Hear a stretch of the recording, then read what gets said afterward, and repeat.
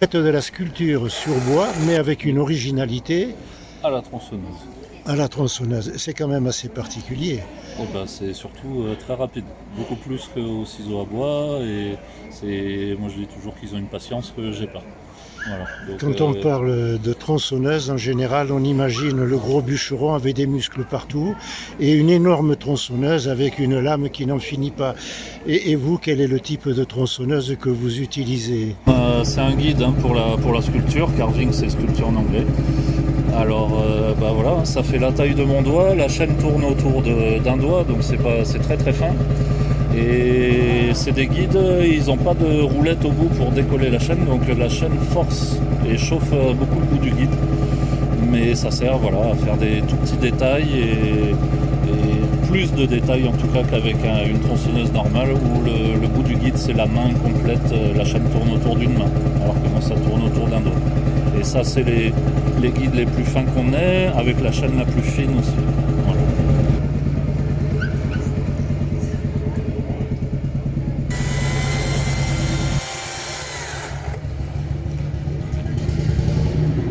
Alors ça dépend justement de la taille du tronc ou du bois à sculpter.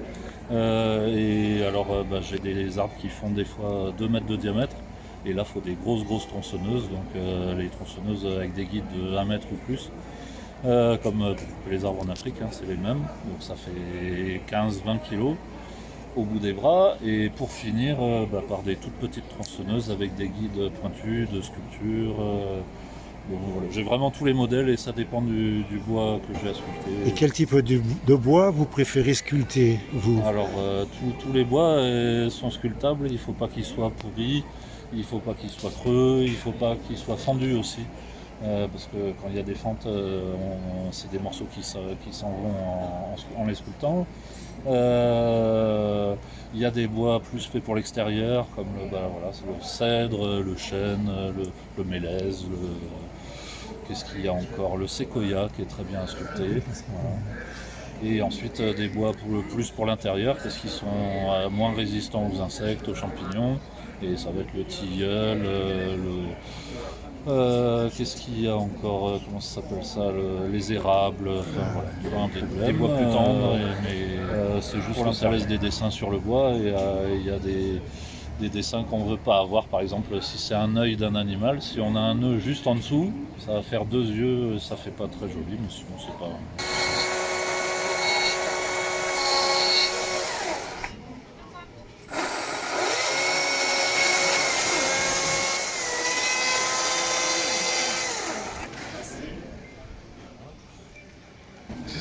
Et vous avez beaucoup de clients pour ce genre de sculpture?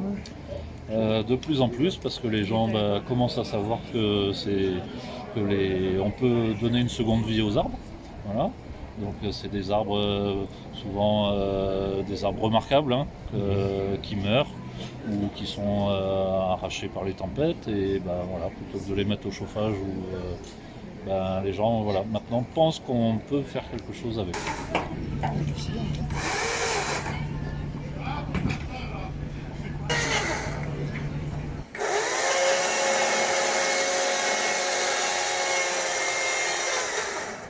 De plus en plus.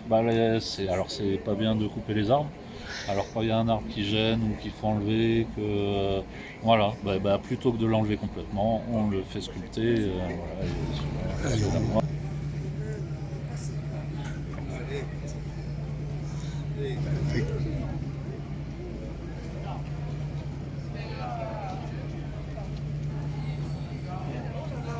Voilà, j'ai fait le tour un peu de tous les tracteurs et il y en a un qui me plaisait, donc je l'ai pris en photo et je le reproduis. Voilà. Alors la photo, elle est en 2 dimensions. Et vous travaillez en 3 dimensions. Est-ce que ça ne vous pose pas un problème particulier de passer d'un plan à un volume? Alors justement, la sculpture, ça marche comme ça. On fait un dessin en 2 dimensions et il faut rentrer à l'intérieur. Ensuite, on en fait des 4 côtés, des 6 côtés même. Et il faut que tous les côtés se rejoignent et que ce soit à l'œil correct, enfin acceptable. Voilà. Mais quelquefois, vous n'avez pas la possibilité de... Ah, vous n'avez pas la possibilité de voir par en dessous de la pièce que vous taillez. Non, et surtout les arbres sur pied qu'on ne peut pas retourner, bouger dans tous les sens, allonger. Voilà. Et puis il y a des sculptures où on les fait que on rentre dedans. Par exemple, un animal à l'intérieur d'un tronc. Voilà, on a un tronc, on le met couché, il faut sculpter l'animal à l'intérieur. Là, c'est plus difficile, mais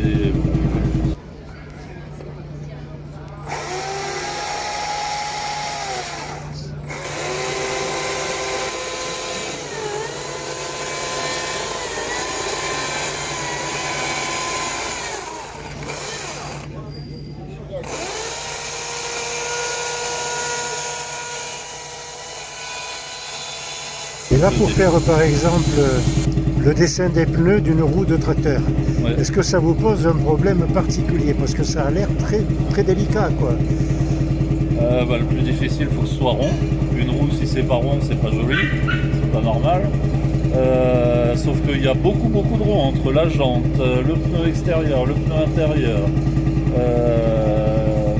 l'extérieur aussi du pneu. Enfin voilà, il y a plein de cercles différents et il faut que tous soient à peu près pas du même diamètre, mais que qu'ils soient ronds. Et ça, c'est ça le plus difficile à faire.